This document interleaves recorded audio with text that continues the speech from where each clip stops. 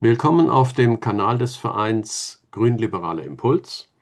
Mein Name ist Haya von Kracht und heute bin ich sehr erfreut, dass wir eine junge Frau aus Afrika bei uns haben, die Namatai Kekwesa, deren Nachname ich nicht so richtig aussprechen kann. Aber sie ist in Berlin, um den Preis der Deutschen Afrika-Stiftung entgegenzunehmen. Das wird am Montag sein, aus den Händen der Bundestagspräsidentin. Und wir werden dieses Interview auf Englisch führen. Ich werde es auf Deutsch untertiteln und im Zweifel muss man auf YouTube auf das kleine Zahnrad klicken, um die Übersetzungen anzuzeigen. With that, Namatai, I'm totally pleased to welcome you here in our call, and I'm honored to have you here as the nominated prize winner of the German Africa Foundation for the annual prize, which has been granted since 1993, and there's a long list of people who have received that prize. And for this year, the foundation has decided that your work is so important that you should be eligible for this prize. And I'm really very curious to hear from you directly about your work, and then also have an open discussion about the situation between our countries and Africa. And before I start and ask you just to present yourself and your work, I would like to ask you, what is your native language? So thank you very much for having me. And my native language is Shona. And would you like to just say hi in your native language so that people get a glimpse of how that sounds? Fantastic. So makadizve nyuva diwa vateereri zita rangu ndinonzi Muzvare Namatai Kukweza. Wonderful. And so I just, in preparation for this interview, learned that Zimbabwe has 16 languages, which is just unimaginable for us.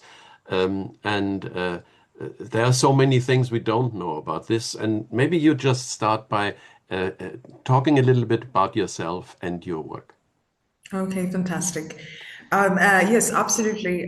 Zimbabwe has like a wide range of languages, which we proudly celebrate, and all of them are recognized in our constitution. So that's something that we deeply honor in terms of recognizing diversity. And yes, my name is Namatai Kukweza, and I am a 26-year-old Zimbabwean activist and also the founder of a youth leadership development and advocacy organization called We Lead Africa. So I am deeply passionate about human rights. I'm deeply passionate about human freedom and also the advancement of human possibility with a particular focus on youth and young women. Yeah, can you a little bit tell us a bit about what this organization does and maybe some stories that you have managed to do? Okay. So this organization is an institution that I am deeply proud of because it is an institution that was started by young people. It is an institution where young people are leading, where young people are working to develop other young people into leaders who refuse to accept the world as it has been given, but who are consistently choosing to explore the power they have to build a future that they want. So We Lead Africa, formerly We Lead Trust, is an organization that was founded on the 23rd of November in 2017. And it means that in 2 days from now, we will be officially 8 years old, because that is our birthday as an organization. And I founded this organization when I was a teenager. I was 18. And I would stress that it has grown into something beyond my wildest imaginations. So the amount of impact, the amount of young people we work with, all of that for me is something far beyond what I could have imagined at the time we would be. So We Lead Africa focuses on two primary areas. The first area is youth leadership development. That's something that we are quite well known for. And then the second area is advocacy to increase participation space for young people. So when you talk about advocacy, we are focused in the areas of HDG Labs as part of our strategy, which is Human Rights, Democracy, and Governance Labs. We're also now focusing on economies of the future. So we are looking deeply into aspects around, neoliberal economics, the return of the feudal system and how it is affecting young people, especially the Gen Z, which is something that we will touch on later throughout this discussion. But we're also focusing on climate and environmental justice as well as civic technology. So that is what our organization is focused on. We are registered in Zimbabwe, but we're also now registered in South Africa and in Botswana. And we want to expand ourselves into the region, hence the shift from We Lead Trust to We Lead Africa, because we are now really focused on building stronger networks of collaboration and integration amongst African youth, and also scaling and replicating our leadership development model to other parts of the continent.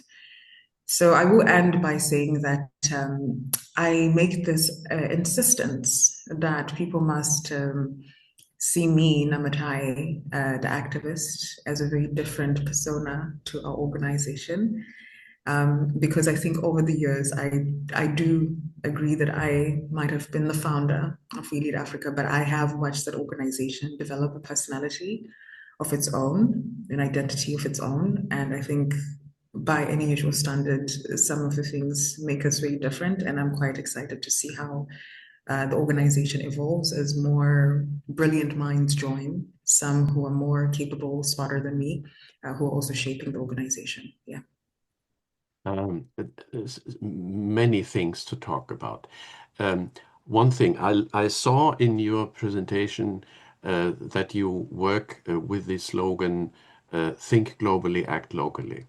Now, Absolutely. this really rings a bell in me. When I was a young person, 50 years ago, there was this environmentalist movement, Friends of the Earth, and this was when the first time this whole environment topic came up, and and that was their slogan. And so this was a slogan that is very close to my heart, and that also sounds about. So I'm excited to see this now turn up in this totally unexpected new context among young people like you. That's really awesome. Yeah, I mean, look, I'm deeply inspired by Kofi Annan, and because he basically would consistently describe the world as a global village.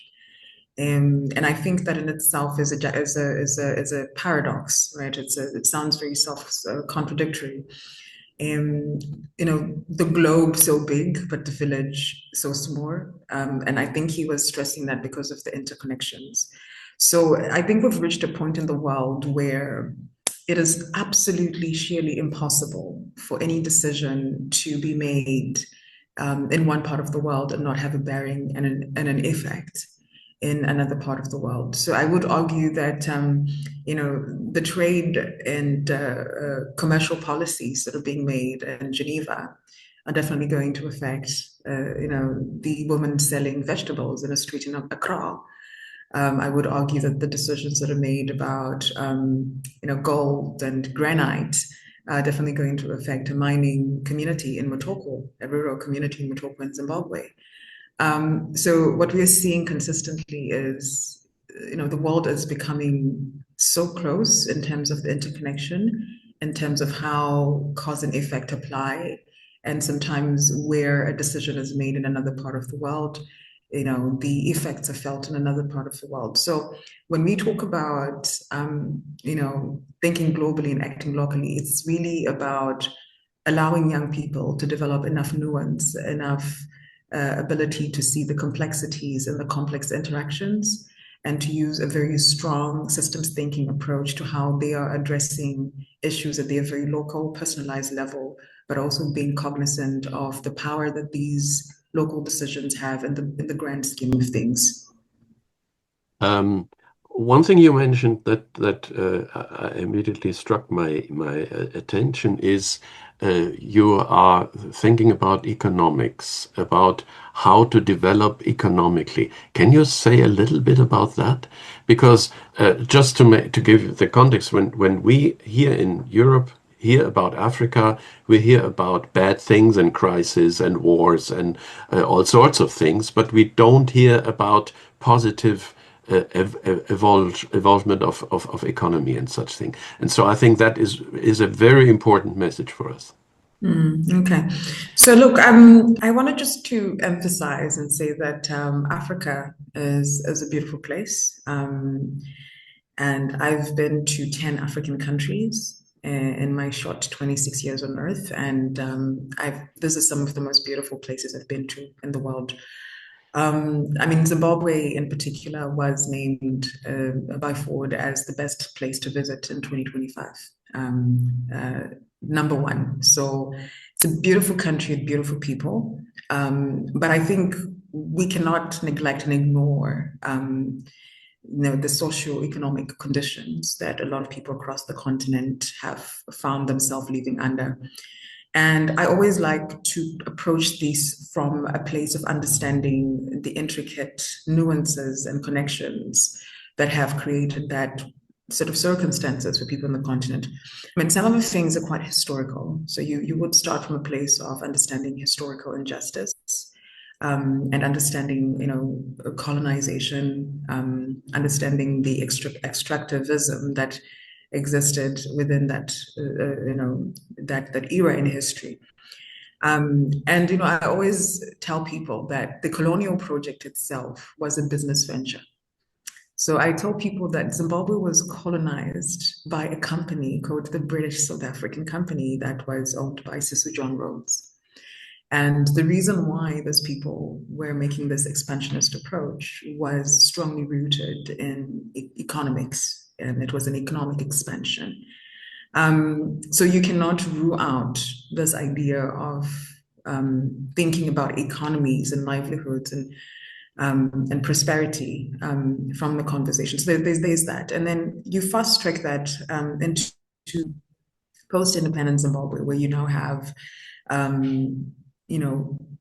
Black governments, where you now have, the Africans who are in power. And we have seen in so many African states the persistence in poverty, the dilapidation and the material conditions of the people, from people being unable to access good health care, safe drinking water, decent shelter, good refuse collection, basic service delivery, and a lot of these other socioeconomic rights, but also to people being unable to build prosperity intergenerationally, so to speak, across the continent. And of course, Africa is wealthy. We do have a lot of mineral resources. I think right now there is a new scramble for Africa.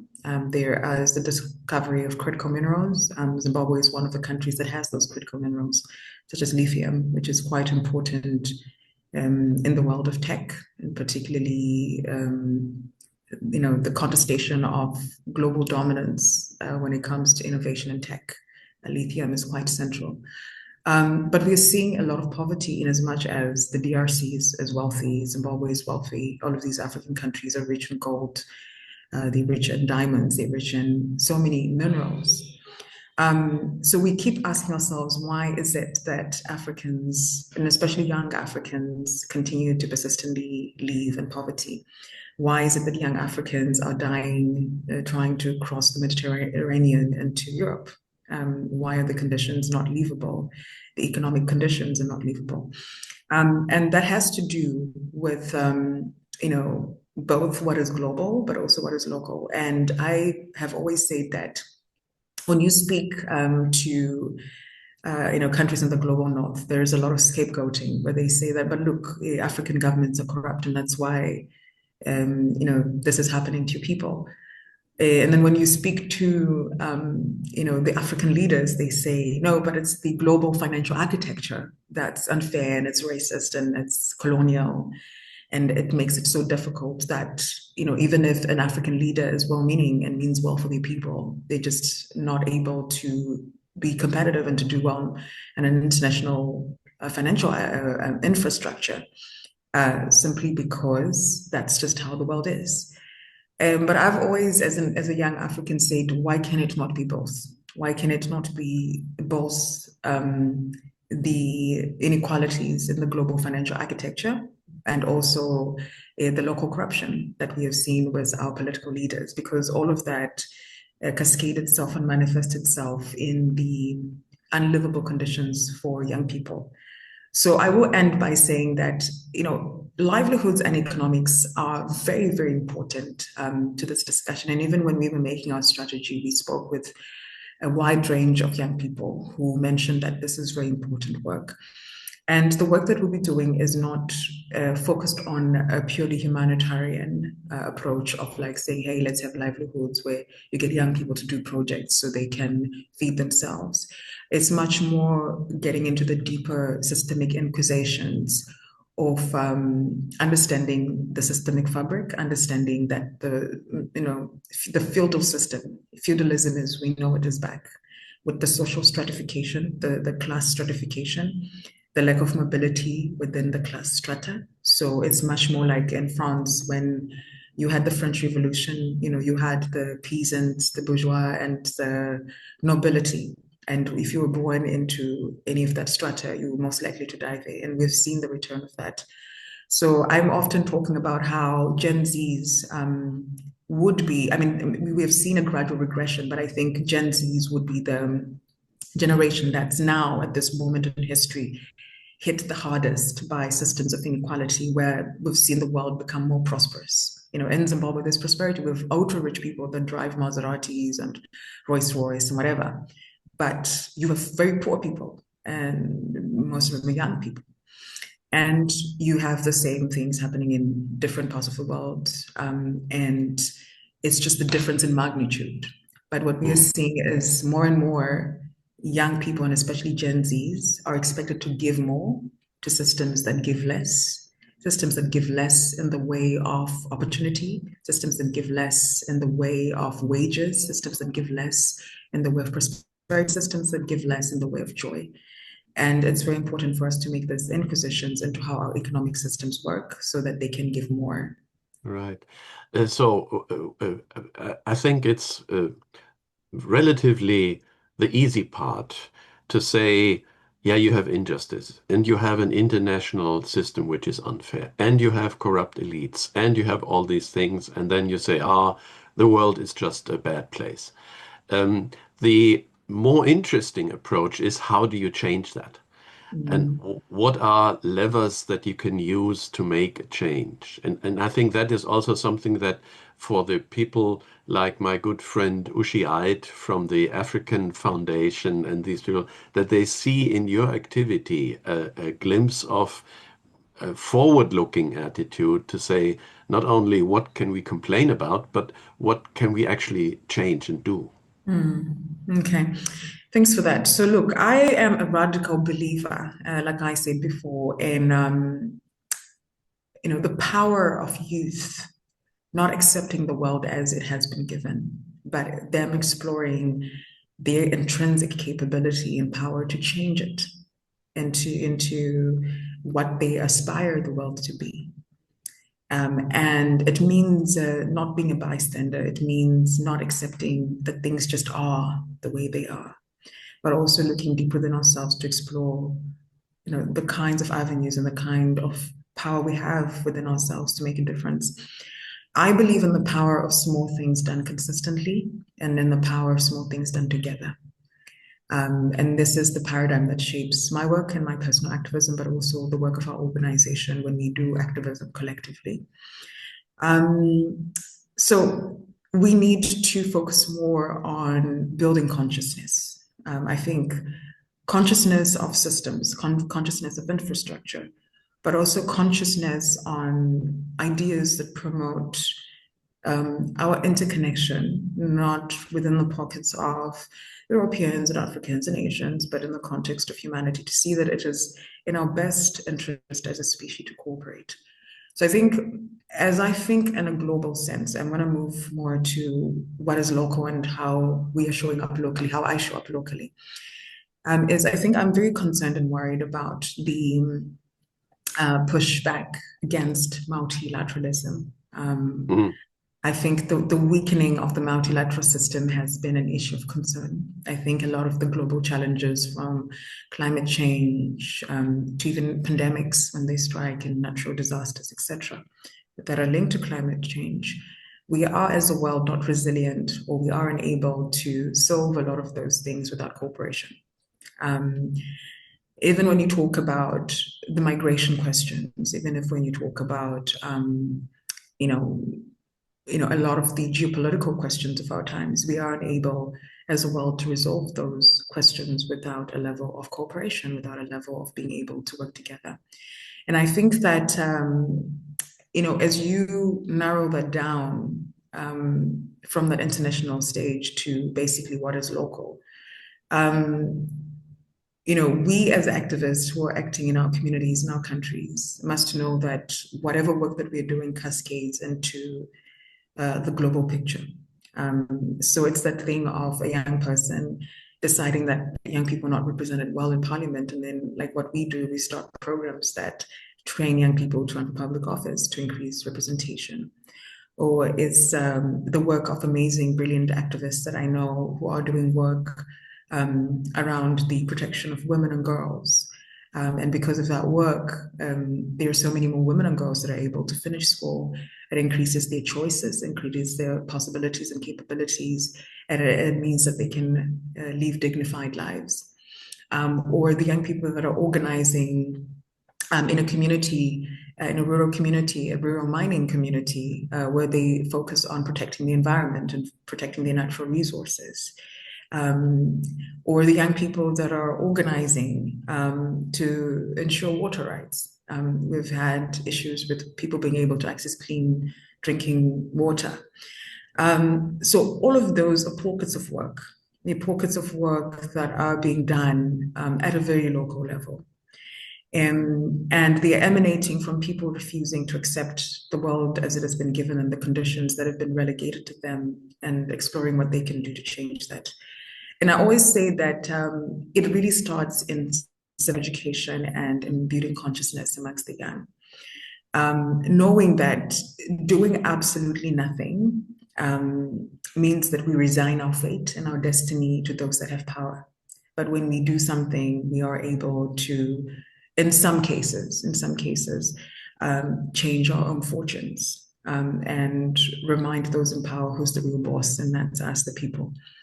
So if you are looking at what people can do, I always say, do the little that you can do it consistently, and also find like-minded people.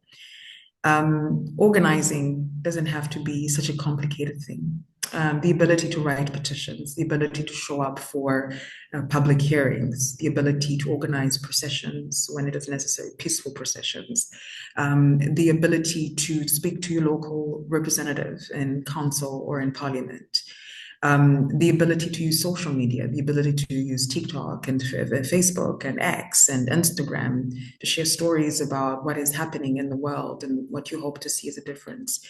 I was visiting a lot of like different youth groups here in Berlin, and one of the young people I spoke to say that they did something as simple as they come from a small town in here in Germany, and there was no street lighting, and they were able to approach their representatives and say, we want street lighting, because they were saying that one day a young girl is going to get raped or someone's going to get murdered because it's very unsafe if we're in the dark. So it's that ability to see problems and understand that we can actually do something about it. And it does not have to start with anything big. It starts in us being able to, actualize our power to confront, to engage, to speak to those in power, and to make sure that whatever problems we're experiencing are solved. And this is the core of where it starts before we move it into the international space and trying to repair the broken multilateral system. Mm, mm. While you were speaking, I was thinking maybe it's a tiny little bit odd. There is this guy who is 60 years older than you, white German male, listening to how you enable young women and do the work that you are doing. And in a sense, maybe this oddity is on the other side representative for the dialogue that we need to have. And therefore, I just wanted to share a little picture of the contrast between the age structure of our two countries. So on the left, you see the age pyramid of Zimbabwe, where you have an average age, I think, of something like 20, and a life expectancy of about 50 years. And on the right side, you see the same pyramid for Germany, where you have the average being about 50, and the life expectancy being 80. And the particular thing here is that the further you go down, the smaller the numbers are. So Mm. there is essentially no youth.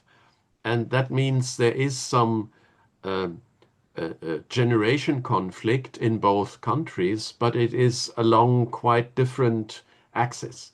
So in Germany, it's more that, for example, the large majority of voters are old people, and therefore a lot of legislation is geared toward the needs of the old people.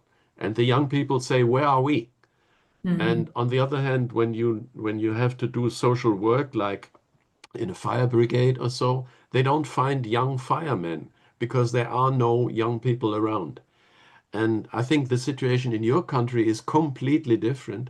So the life expectancy is 50, and above 50, you have really very few people. On the other hand, all the people in power are very old people. And so the younger generation seems to be excluded from the power structure and from the Mm. capability of doing anything. Maybe Mm. you have some comments on that. Okay, so you have taken me to my high school years when we were studying those population trends in my geography class. So I would like to see if my geography teacher was watching this, if they would think I did a good job. But let's see. I think, look, with regards to Germany, when you when you look at Germany and how there is older people, they're more older people, and they're less young people. I think the major thing that I wanted just to point out is there is a high need for intergenerational dialogue. Um, Intergenerational dialogue, particularly with regards to interests, because it's quite understandable that when it comes to elections, the older generation will vote more because they constitute a majority and they can tilt policy in their favor. And I think the system becomes skewed to servicing the needs of the older people, and quite often at the expense of the young. So I think there's quite a need for that, to remind society the importance of investing in the young. I think our issues definitely are to do with the lower birth rates. We have quite a high Mm. birth rate in Zimbabwe. And I am suspecting that the bulge in the middle could be attributed to people migrating to Germany. So the numbers tend to increase at some point. So I think whatever kind of dialogue has to happen between these groups has to also be cognizant of the cultural nuances, because I think there is more diversity because there are a lot of people moving to live here in Germany. So I think different needs will definitely be skewed along both generational but also cultural lines. I wanted just to focus on, the high life expectancy. You have people leaving all the way, being expected to leave until very old in Germany. I think it's the quality of life. And it's quite different in Zimbabwe, because, again, it's a quality of life issue.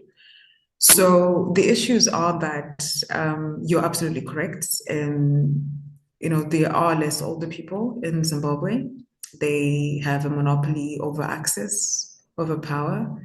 And I think the underlying bedrock of thought is predominantly from a very pre-independence, but also liberation hero mindset, where these are the people that went to war, liberated the country, and Yeah. henceforth perceive that they are quite entitled to all of the benefits and the fruits of the country.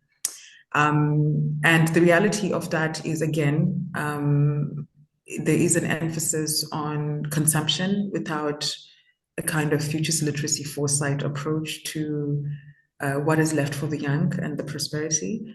You're absolutely correct. Even in governance spaces, young people are excluded. In our last parliament, we had a 2.64% representation of young people who went in through an election into parliament. Of course, we've had a youth quota system that has been introduced to increase youth representation in parliament, but it was only for 10 seats.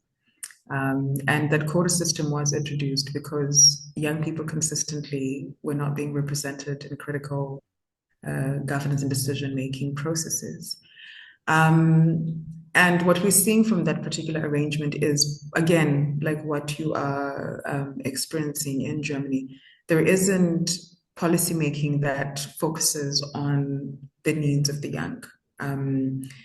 Even if you look at how ageism manifests itself in our constitution, and I've heard it's the same here in Germany, there is the emphasis that for one to aspire for the highest office in the land, one has to be 40 and above. So even if you're capable and you're much younger, you cannot aspire for that. And it's really ageistic when you think about it. So that systemic structural exclusion that also is then legislated. So it's legislated discrimination based on age.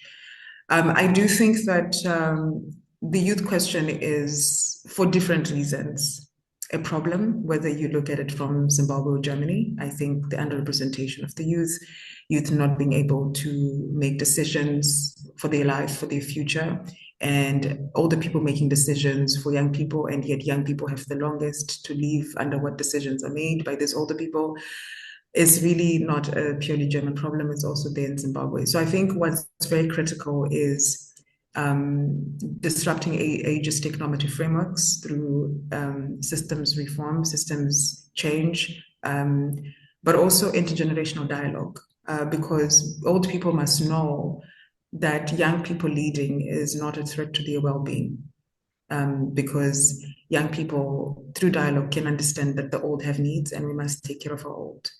A society that does not take care of its young, a society that does not take care of its old, a society that does not take care of its vulnerable, is a society that's doomed to fail. On the contrast, old people must know that young people are not a threat, that they are important, that they must be included and to make decisions and to bring fresh ideas and perspectives. And that's really the idea of not focusing on groupthink, but using intergenerational dialogue to be able to find each other and find the middle ground in our versatile interests. That's very fascinating. One thing I wanted to come back to you, that's when you told about the heroism of some of the old freedom fighters.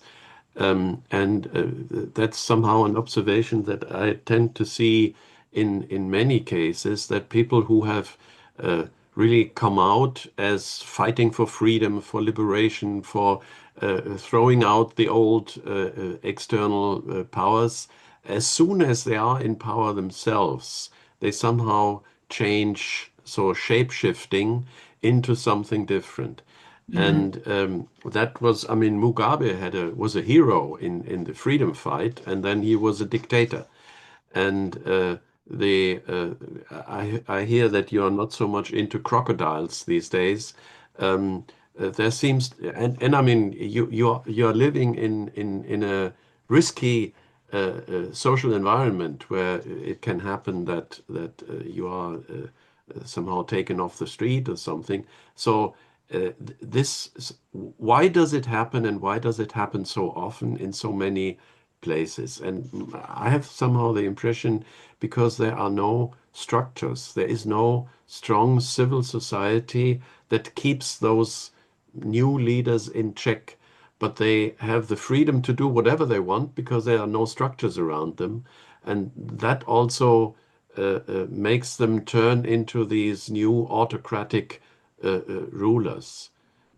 Does that make any sense? Absolutely, it does. So, what I can say is that you know, absolute power corrupts absolutely. I think Yeah, there's a saying like yeah, that. yeah, I think it is the nature of power. It is the nature of power that it corrupts. It is how power has always been, and it is how power will always be. And I think as human beings over time, we have become aware. We've become aware to these nuances around how power often manifests. And this is why you're saying that even people that were once the oppressed are capable of doing the oppression. So I always say in these stories, I always try to avoid a singular narrative because we are all not a single narrative, you know. Maybe when we are in a place of vulnerability and when we're in a place of less power, we would behave in a certain way. But when we have been given more power, and we're in a place of dominance, we might not, show up the very same way. So and also I always say like there are no perpetual victims in the stories, and there are no perpetual perpetrators. I think when you have this understanding of how power works, it becomes so true that these stories are not linear, they're not singular, and they need to be understood and appreciated with the gravity of the complexity that they carry. So, this issue is not purely an African issue. We mm, used to think that in the past, but we have seen that it's not a purely African issue. I mean, when you look at the United States right now, right, when you look at a lot of, these are places that it was unimaginable. It yeah, yeah, was absolutely unimaginable that this would happen. But what we are beginning to realize is, particularly in context where you have strong personalities, you have strong men and strong women now, we've seen, um, eh, instead of strong systems and strong institutions and strong infrastructure. It often means that everything that you were describing is what we will see. And this is as true in a European society, in an yeah. American society, as it would be true in an Asian society or an African society. So, what we now also need to appreciate is the rise of autocrats and authoritarians is also emanating from the dynamism and the rate of change we are seeing in the world. So, in the past, there are a lot of places where, in the very much unipolar, bipolar world, people enjoyed power and they were comfortable in their power in the world. But now that that's has been shaken and there's a lot of change, there is a lot of anxiety and fear. There's a lot of uncertainty. So I always tell people that authoritarianism is on the rise, not because authoritarians can offer better. It is on the rise because people are afraid. And these authoritarians are feeding off of this fear. Mm, So they are going to come and offer certainty where democratic systems would offer consensus building and debate. They are going to come and offer speed, right? Where democratic processes would offer inclusion mm, mm, and intersectionality. Um, but the reality of the matter is, authoritarian regimes in themselves, in their concentration of power, are not in any way producing better results for people. They are producing better results for the authoritarians themselves. yeah, And I know people have always given this very neoliberal economics argument that, look, these countries that have authoritarians are doing better economically. But I think that that's a very flawed argument because neoliberal economics must not be seen or bunched together with democracy or authoritarianism, because we have seen authoritarian regimes that are doing well economically But we've also seen authoritarian regimes that are not doing well economically. Just as much as we have seen democratic states that are doing well economically, in as much as we've seen democratic states that are not doing very well economically. Right. Isn't Zimbabwe just a prime example of an authoritarian state that doesn't do economically That doesn't do so well well? economically, absolutely. Yeah. And you also have China, that's an authoritarian state, but it's Talking about China, yeah. what is China's role in your country or in Africa in general? Because that is some fear point from a European perspective that the perception is China is taking over Africa. Okay. So I'm quite intrigued at how that would be a fear in Europe because Africa belongs to Africans and not Europeans. So I'm quite intrigued why there would be concerns that China is taking over Africa. But I think to focus more on the question itself, I think we need to understand that China in itself and different countries across the African continent enjoy a kind of self-to-self solidarity that goes way back, even during the pre-independence, very colonial era, where they were giving solidarity to African states to be independent. So there's that historical context. And what we also have to appreciate is that for a lot of African countries who have found it quite difficult to penetrate the global financial architecture, the rise of China also offered an alternative. Because I think there had been an outcry for a very long time for reforms, for reformation in the UN system, for reformation in the multilateral system, but also for reformation in the global financial architecture. Because like I said, you do have very corrupt regimes that mess life up for their citizens in Africa, but you also have instances where there are well-meaning African regimes that will simply not do well because the international financial architecture is not secured in their favor at all. So China came in with an alternative. And this alternative is quite attractive to a lot of countries in the global south. And mind you, I'm not moralizing. I am not calling China good or bad. I am just saying that they offered an alternative. It can always be debated by the African populace whether they see the benefits or they see the detriments of whatever alternative that they have offered. And I think it then has significantly changed the dynamic, particularly with how Africa relates with the global north, because also the global north has had to adjust.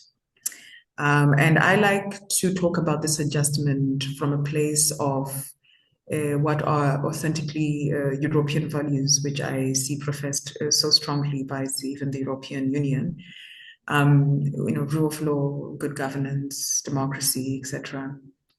And how this used to be the pinnacle of how Europe shows up and engages with the rest of the world, and including Africa. So it was quite imperative that before Europe would enter into any form of trade, they would want to make sure that whoever they trade with would be aligned in the way of these European values. But with China, there isn't much of that. And I think China has become quite favorable with a lot of African states. And I think the main question in the European front is, this idea of we move first with our values before us, before we enter into the economic dance. I think I've met quite a number of European diplomats that feel like it has been a disadvantage for them and to their detriment.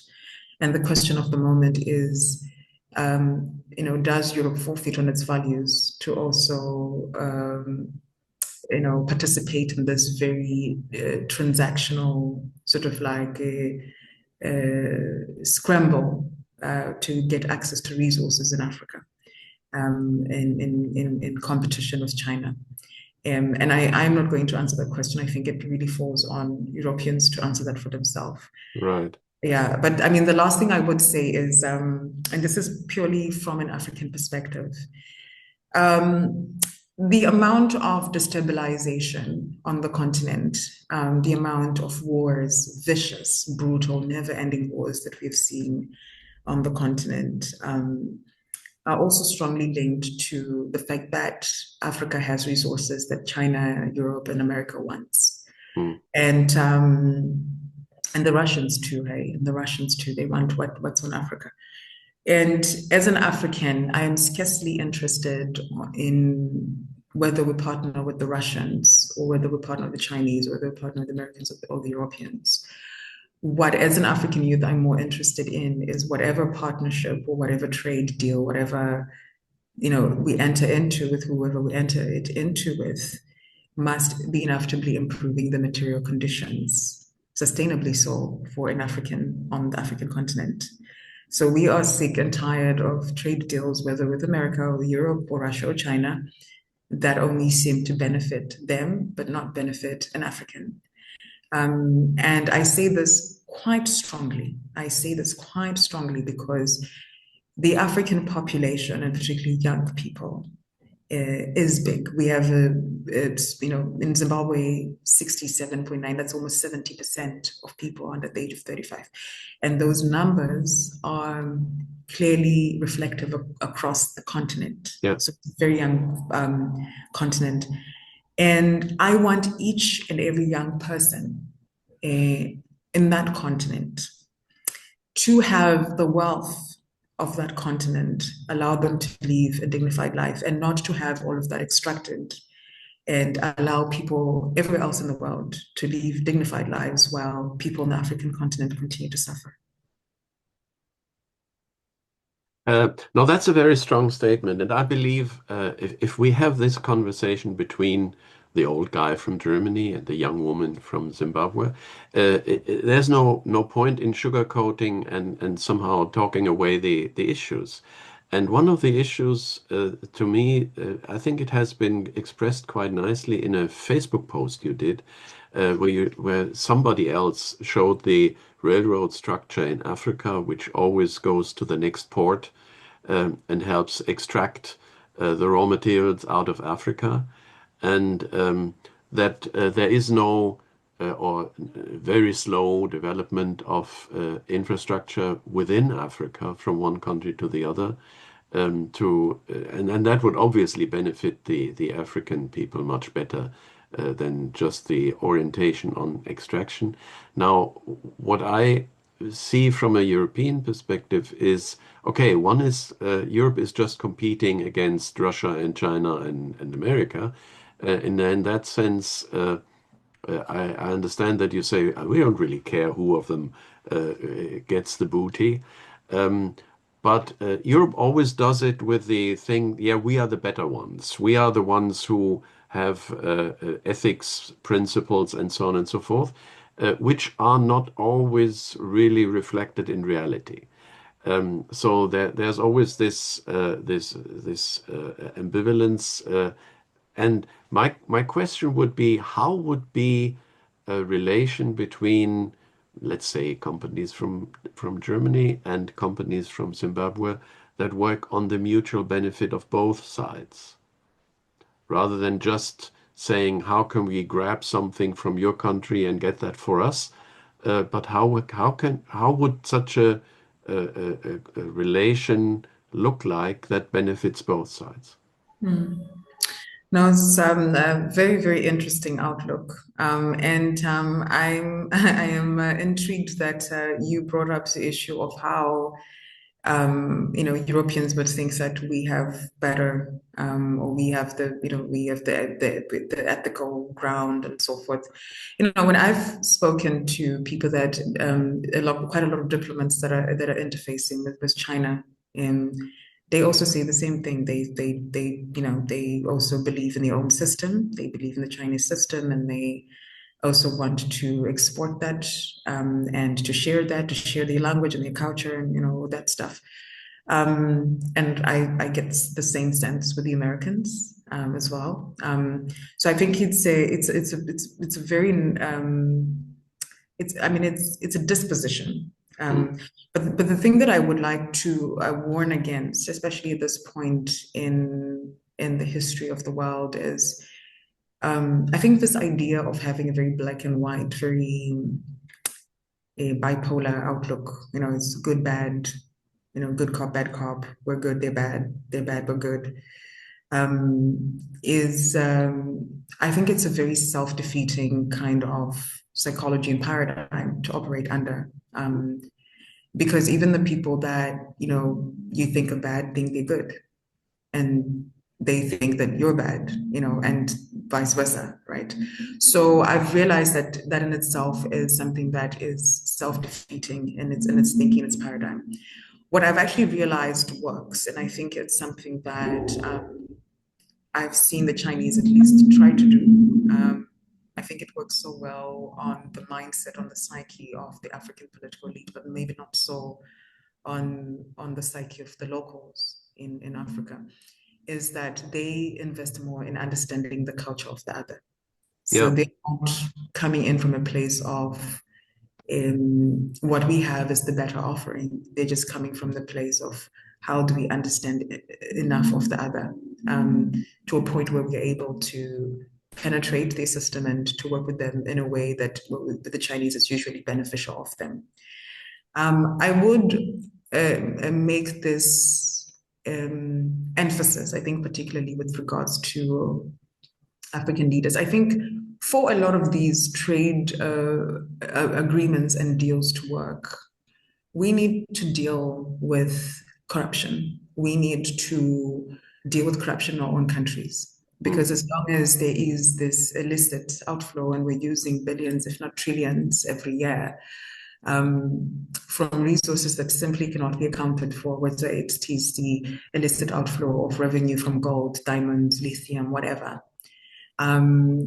No matter how much investment you get from the Europeans, you get from the Chinese, you get from the Russians, it would never benefit an ordinary African because of the corruption. So I think we also have a responsibility on ourselves as Africans. But I think in the context of who becomes a preferable trade partner, I think preferability is really about the offering, and I think the offering has to be. And unfortunately for us in Africa, these deals are done on behalf of us by our leaders, but it has to be something that looks into the benefits or on either side, that looks into the notion of partnership. And I think that whoever has the best offering at the end of the day should be the one that, Africa ends up working with. Yeah. So I get you. I've had the argument, I hear the same arguments from Beijing. They say our system works just fine. But I think ultimately the determination on who people get to work with really is made on the premise of the offering that they put on the table. Yeah. Okay, in my business life, I have had several projects that I made with China. And so I do believe China has some real good properties, like they know what they want, and they know how that they want to earn money, but they also know that they have to deliver value. And so, in a sense, it is quite pleasant to do business with them because they are very straightforward. So they don't do anything to make a favor for you. So they don't do that. They have their own interests, but they are clear about that. So you can deal with them. And when they say, "Okay, we deliver this by that date," you can be fairly sure that it will be delivered by that date. And so I think there is no. They are good people to deal with. That's not a question. Ushi, I discussed this thing with her, and she said, "Why don't we do triangular business? Like some things come better from China, other things come better from Europe. Can't we just somehow do this as joint activities?" And again, from my personal experience, this only works if you have a strong project manager, which would need to be the customer, so that would be the African. And it does not work if sort of two competitors just join forces. That never works. But if So that again, what you say, the strength, which also means the non-corrupt strength of the African consumer as the owner of these projects, that would be a really interesting option, but it would assume that the African part is really the one who can define what is being done. And it's not the Chinese and not the Europeans who define that, because if they do, they will never work together. That's Mm. just impossible. Okay. So I mean it's also just wanting to throw in something in there. I think also I do have certain sensitivities and reservations around the relegation of Africa as a continent uh, being perceived as a consumer, as like I mean, in the whole matrix of global economics, even so, the relegation is that in Africa you get raw materials, and in Africa you go with the finished product, and you have a market. And I don't think that's a model globally, in the financial architecture that actually works for Africans. I think a major thing that also has to be developed on the continent is the ability to produce our own things, the ability to process our own raw materials, because I think for the longest time that has been the case. So I'm speaking in this conversation. I like how you have been consistently saying from a European perspective. I'm speaking in this conversation from an African perspective. Yeah. And I've made it very clear that as a young African, and Africa is our home. Zimbabwe is my home, right? I would probably in the future decide to have children, and maybe they will have their children. So I'm also, like any other person in any other civilization, worried about what kind of world those children would inherit. Um, and I know it's the same thing that Europeans worry about. It's the same thing that Americans worry about. Would they be able to tuck in their kids at night and they would be safe? Yeah. What would be the future of their kids? And it's the same thing that the African worries about. So, whatever economic model, especially when it involves African resources and raw materials, whatever economic agreement or trade or investment or whatever has to happen, ultimately, the test for me is not necessarily that we traded with China, Russia, Europe, America, whatever. The ultimate litmus test is that actually trickled down to giving a dignified life for an African. Yeah. Yeah, absolutely. And maybe that was a misunderstanding when I said consumer. So, for example, if you have a decision to build a railway between two cities in Africa, then the consumer are the countries who build the railway. And the providers are the guys who, let's say, they bring in their gear, they bring in their materials, and so on to help build that.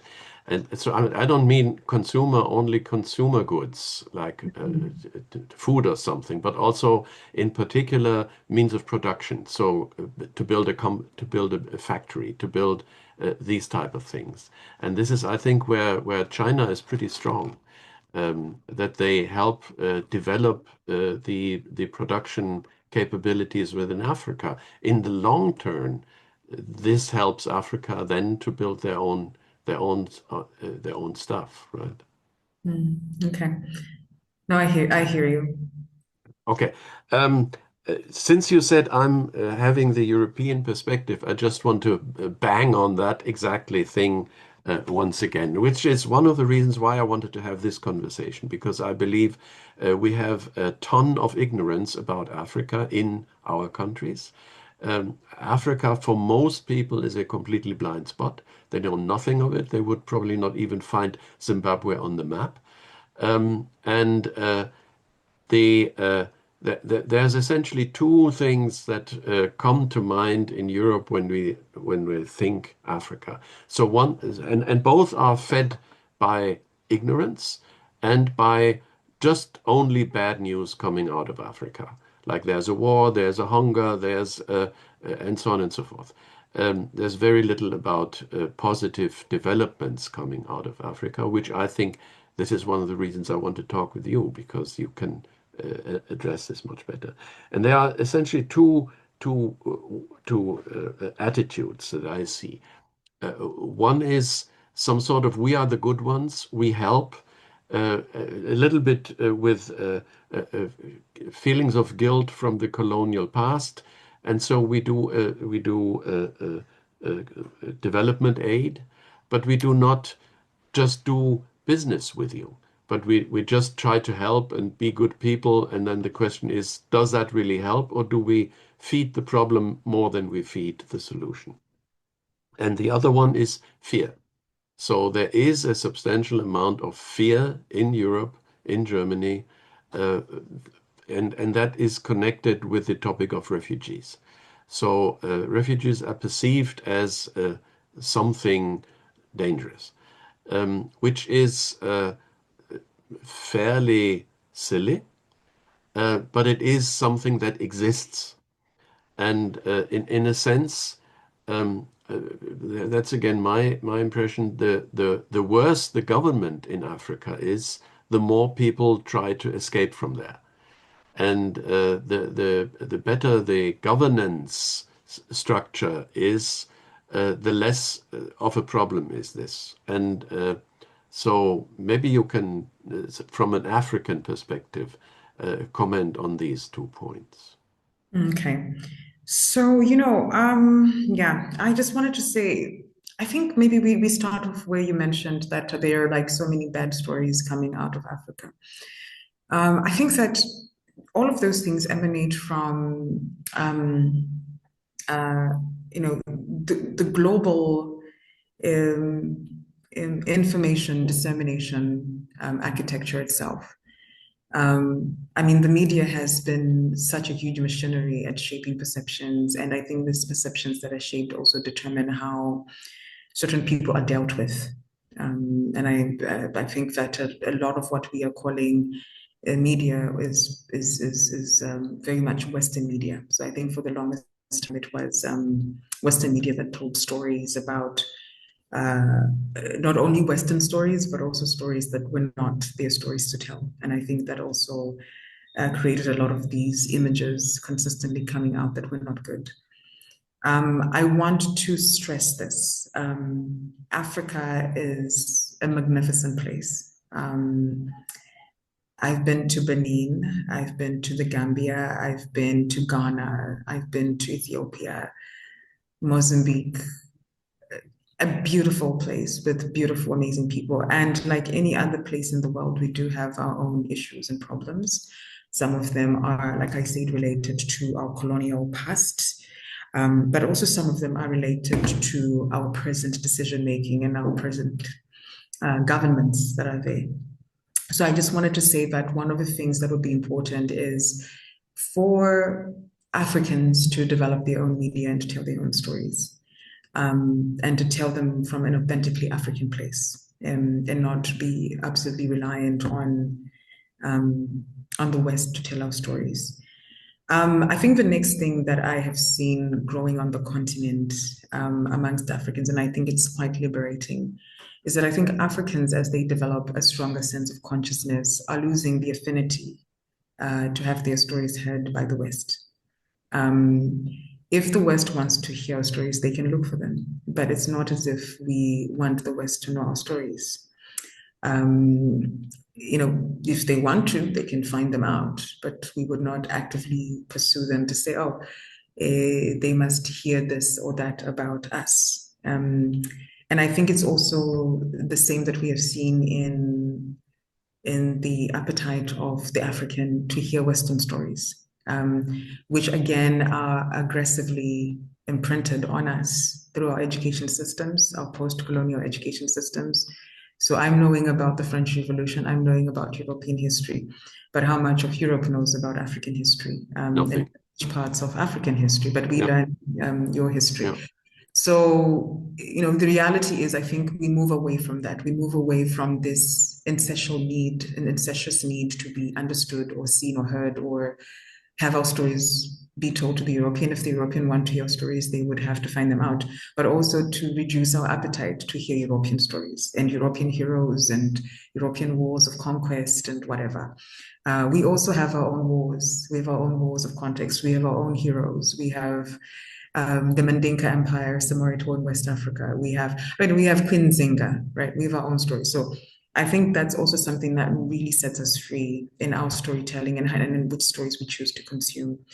I think I just wanted to make a reflection on the issue around colonial guilt. I think for me as a young African, it's very, very difficult for me to even think that there is any kind of guilt about colonization from and look, I have a lot of Western friends. I have friends from Dutch friends, German friends, and because they're my friends, we kind of are cozy to talk about all of these things and their complexity. But I think I still don't sense that there isn't much in the way of guilt. I've been here in Germany, I've done tours, I